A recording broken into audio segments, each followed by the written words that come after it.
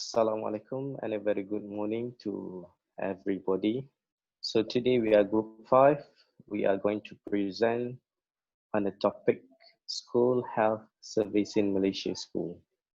Okay, let's look at the introduction of this topic.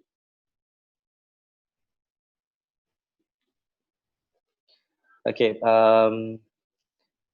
the health service will be provided by the Ministry of Health Malaysia to all children, to all pupils in school to ensure the optimum healthcare. Okay, when we are talking about this, the Ministry of Health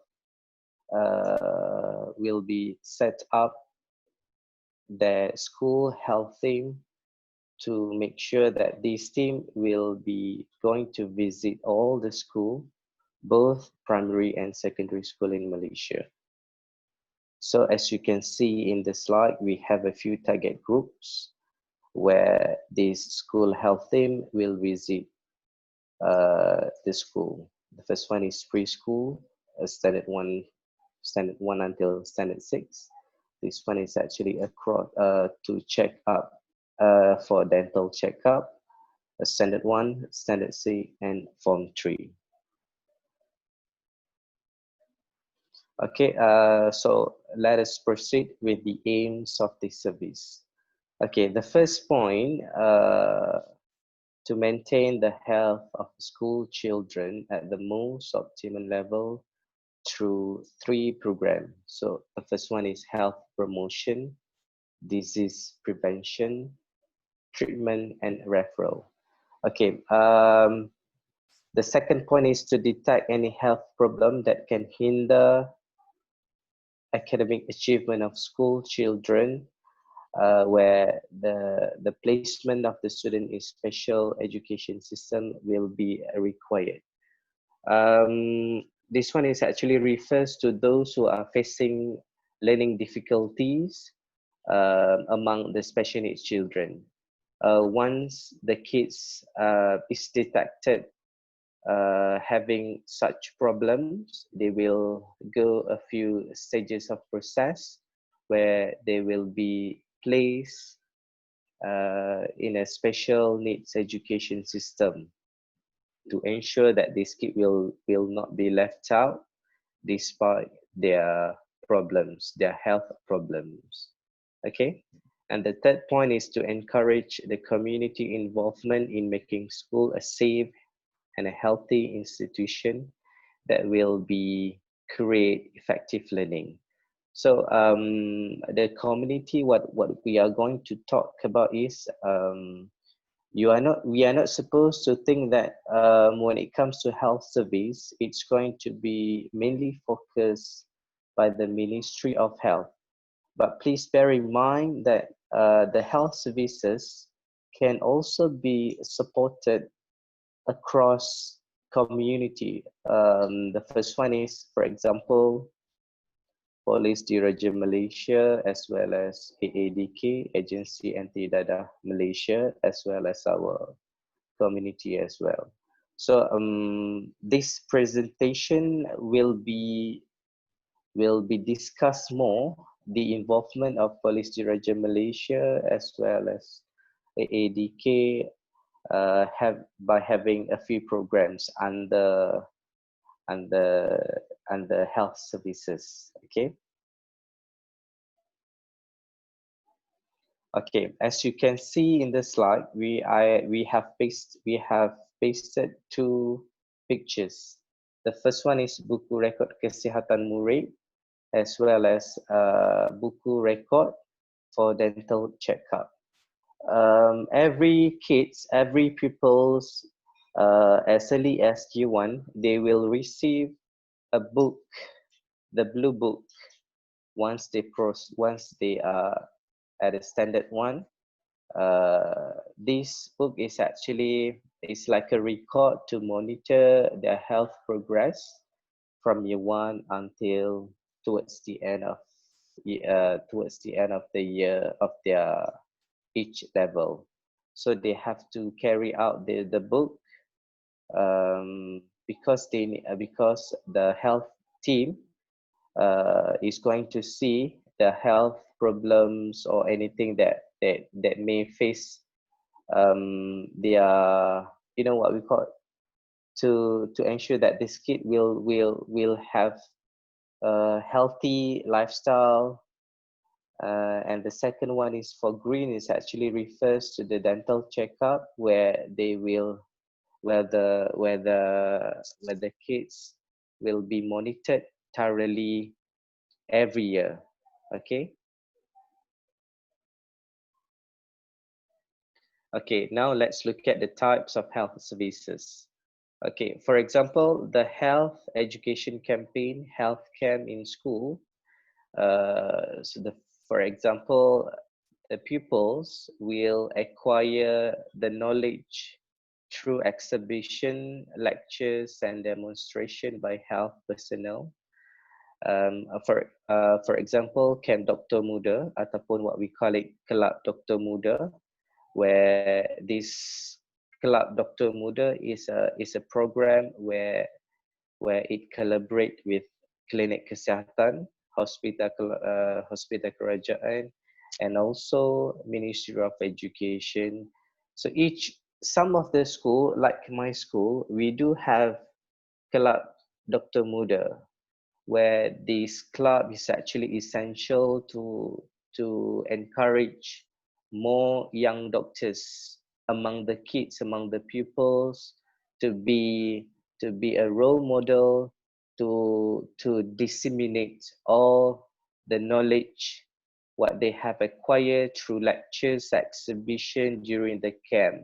Once they acquire this kind of knowledge, they will come back to school and they will disseminate this kind of knowledge to all kids, to all pupils in school. Okay, so as you can see in this slide, I've given you 3 types of program. This one is 7 langkah basuh tangan, demonstration langkah basuh gigi, where the dental team will come over to school, where they will show how the correct way to brush our teeth. Beside that, they do also have anti-smoking campaign and healthy lifestyle. Okay. Okay, now these are 2 pictures that we have taken from the internet. Demonstration from the health team, where they come over to school to demonstrate the correct way to brush our teeth.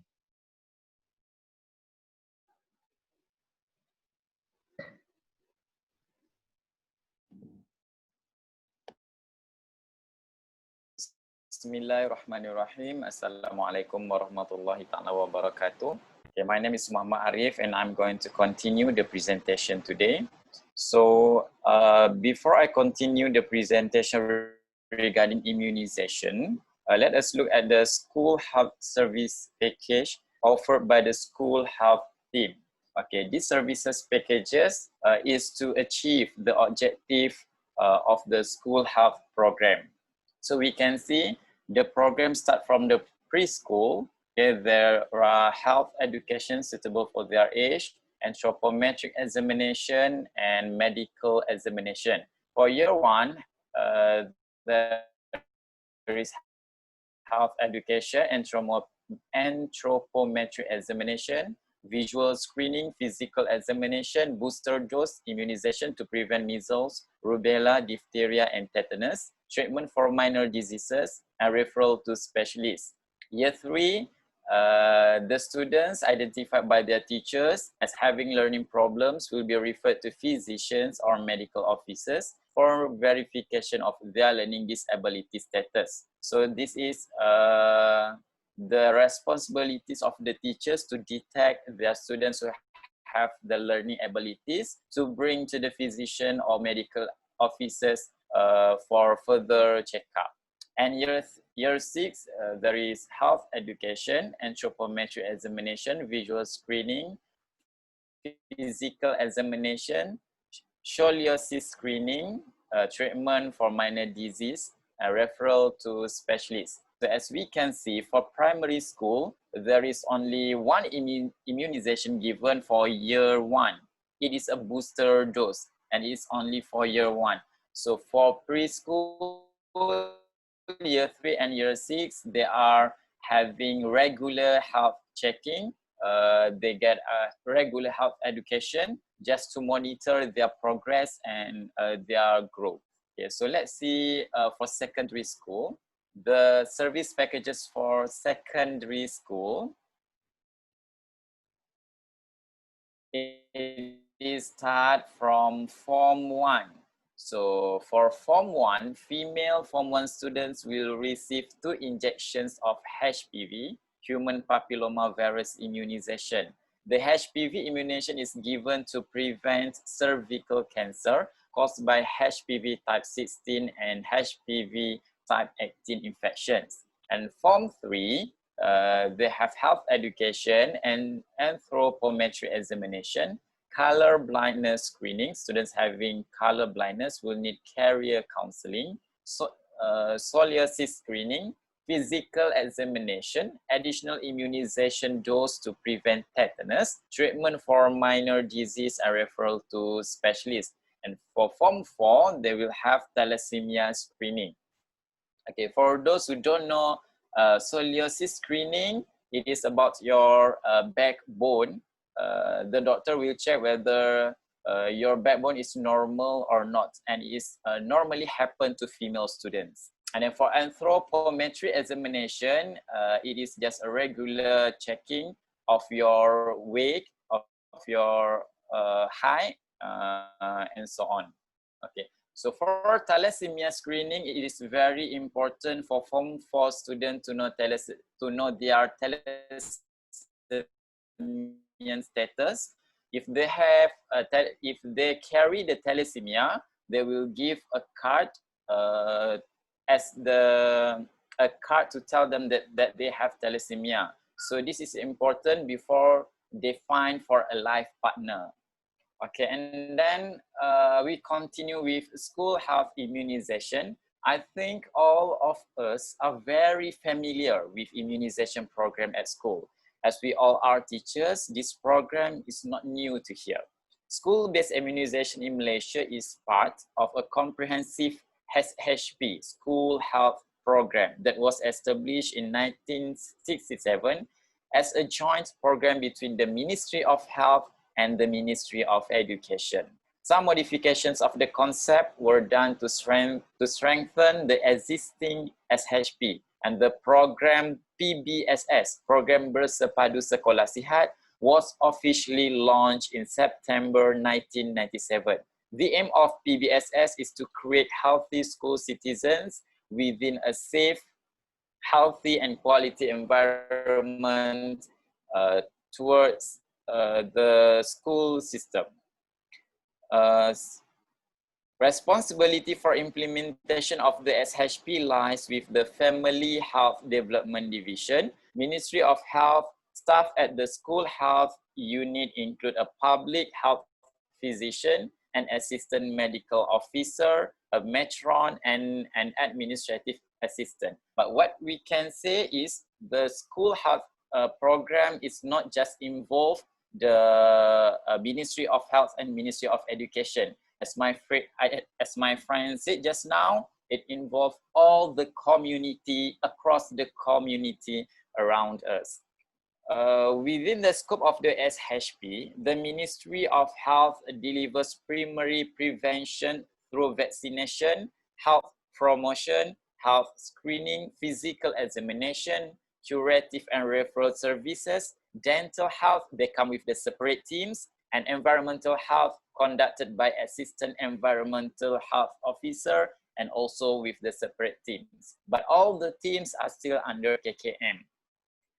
Okay, so the vaccination is given free to all students. However, only students who have the permission from their parents can participate in the program. Parents need to take responsibilities in ensuring their children receive healthcare services offered by the Ministry of Health. To ensure a child is examined, And given immunization in school, parents must give written permission. And the nurses or the physician cannot give the the vaccines to the student who doesn't have the permission from their parents, because it is not aligned with the act applied. Since 2018, parents who want to register their children for year 1 need to fill out health-related information online when they fill school registration information for their children. Parents need to give consent for the children to undergo medical examination and immunization in the online form. The online form, they will fill the online form for just once to enter the year 1. And they will have the vaccine for primary school, the vaccines for secondary school for free from the medical, from the KKM. So as stated in the slide, there are few vaccines delivered through school health. For 7-year-old, MR, DT, TOPV has stopped. But this is, as I said just now, it is to prevent rubella, measles, and so on. And there are also BCG, it also have a stop. In my school year, I have BCG in year 6, but now they give vaccine for year 1 students. So for Form 3 student, the 15-year-old student, they got HPV to prevent cervical cancers. Okay, so as you can see in the slide, there is the program of Lindungi Anak Gadis Anda dari Kanser Cervix. This is the HPV vaccines program for Form 3 student. And there is Jadual Imunisasi Kebangsaan, National Immunization Table. Actually, the immunization given to the newborn baby, since they are, you can see in the slide that you can see in the table, since they are born and until the age of 15 years old. And there is the main dose, the blue color is the main dose, which is, it is advised to take by the doctor. And the yellow one is additional dose. So whether you want to take or you don't want to take it, it is allowed. It depends on the children's health. If it's needs for the children, then they have to take it. If the children don't need the immunization, then they don't have to take it.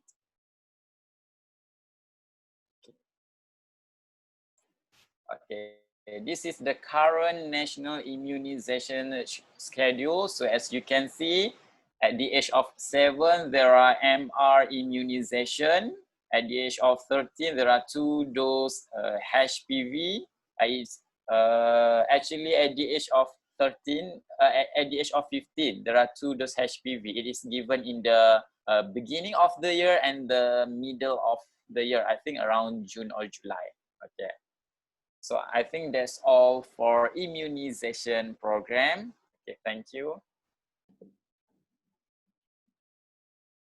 Hi, I'm Shukri. I will proceed this presentation with second program collaboration between Ministry of Health and Ministry of Education, known as Dental Health Examination. For your information, the school dental service is a comprehensive and systematic incremental dental care for school children, which was introduced since 1957 in primary school.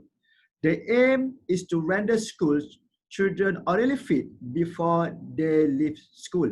This is because in the early 1940s, with the under 18 forming 50% of the population and exhibiting oral health, which was described as appalling, there was a serious need to provide dental services specific for school children. In 1948, the school dental service was launched. It was also in this year that the dental nurses scheme was introduced, whereby this category of personnel was allowed to provide limited dental services to school children under supervision. So by 1952, there were 19 school dental clinics In the following years, dental components were incorporated in health center. When the Rural Health Service Scheme was introduced in 1955, dental service extended its coverage to the rural population by independence in 1957. There were 55 school dental centers and 40 school dental clinics operated by dental nurses. By 2017, the numbers had increased more to than 923 school dental clinics, including school dental centers. Other than state aim, this program will provide one exercise and habit so that they will practice dental care, especially dental examination when adult. Nowadays, many adults just ignore dental care, especially dental examination. Too many reasons are given for not doing dental examination. My fellow friends, the care is provided by dental nurses and dental officer. A school dental team will visit all the primary and secondary school in Malaysia, usually twice per year. First visit around February until April, then second visit around June until August. For the first visit, dental team usually will conduct dental screening to all students to get the data, analyze, and record to the next stage, which is dental treatment.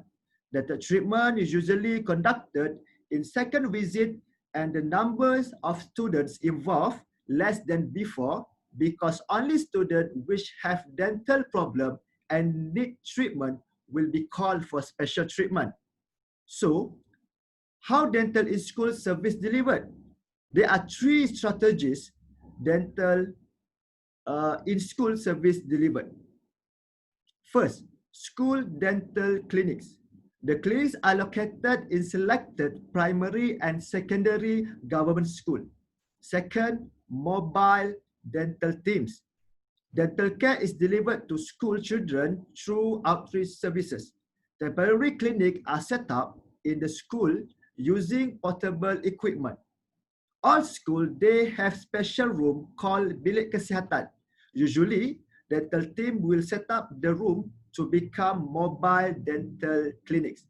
And the third one is mobile dental clinics. These are dental clinics on wheels. They are used in school with space constraint. They are usually use special van or special minibus to operate the dental examination and treatment. So, what are the type of care provided? Basic care, which include dental education.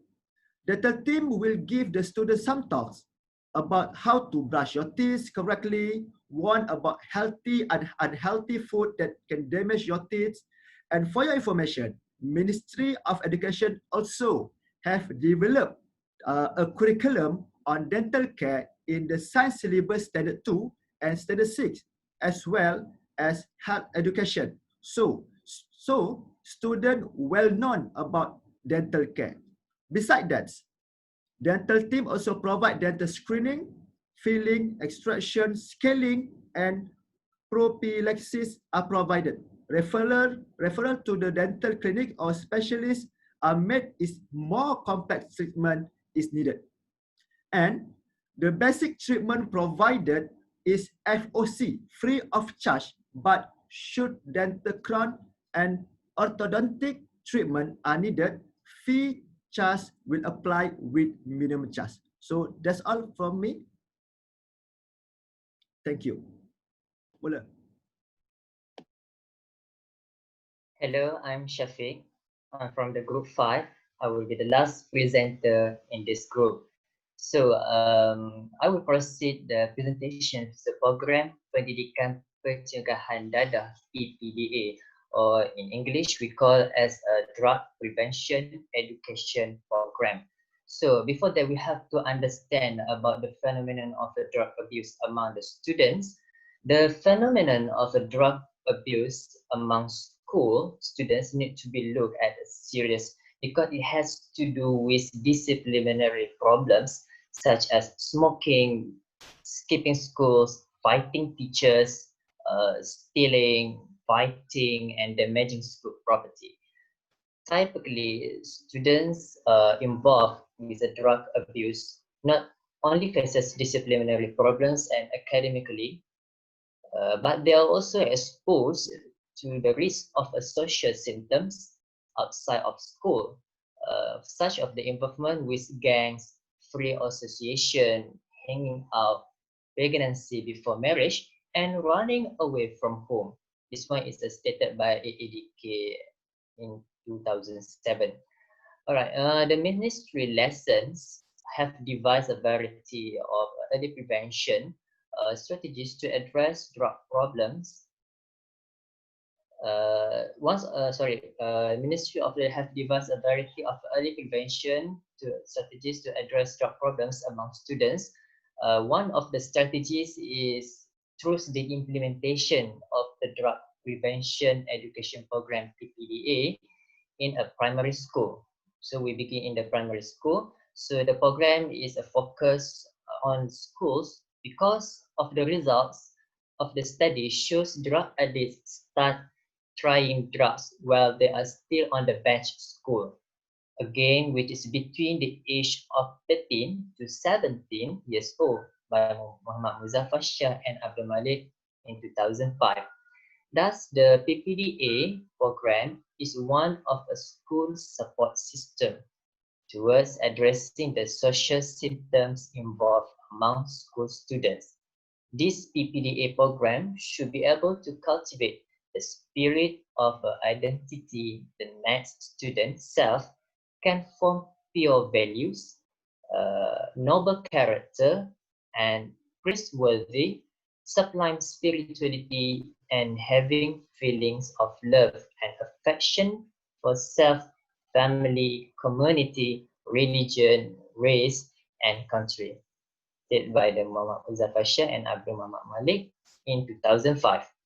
So we have to understand the PPDA objective. What's their objective? So the objective is to create independent thinking of the younger generation from the influence of the drugs, providing beneficial alternative that can prevent them rather than engage in drug abuse and create an atmosphere, a conducive environment for teaching and learning.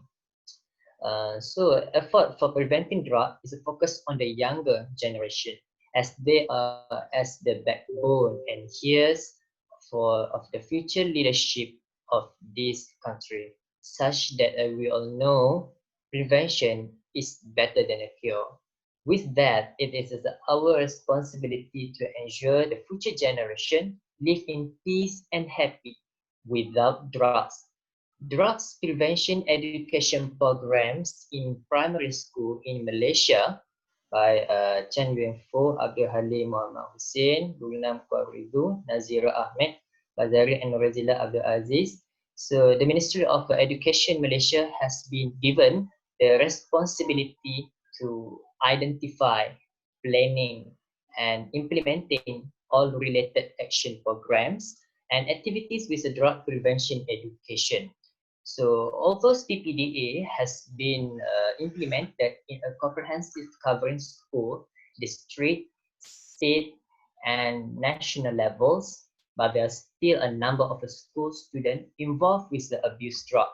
So statistic released by the school division, Ministry of Education Malaysia 2006 shows that there are a number of school students who involved in drug abuse. So according to the statistic released by from 2002 to 2005, there were 1,015 people, school students have been identified as involved in drug abuse. So we have a campaign known as Anti-Dada that focus to prevent each of the pupils in Malaysia's school and does not involve themselves into drug abuse, smoking, inhalant, and alcoholic drinks.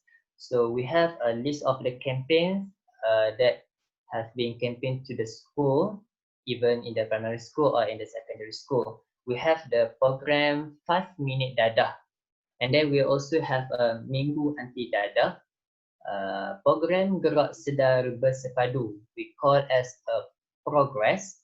And then we also have a Ceramah Anti Dadah and Pameran Anti Dadah, aktiviti seni jauhi dadah, bilik sumber dan sudut PDA. Alright, so we go to the next slide. So focus prevention programs implemented. Okay, we have categorized to the children and teenagers based on their programs. Okay, for the children, we have two programs. Okay, the first one we can see here, Pintar program. So what's the abbreviation of the Pintar? Pintar is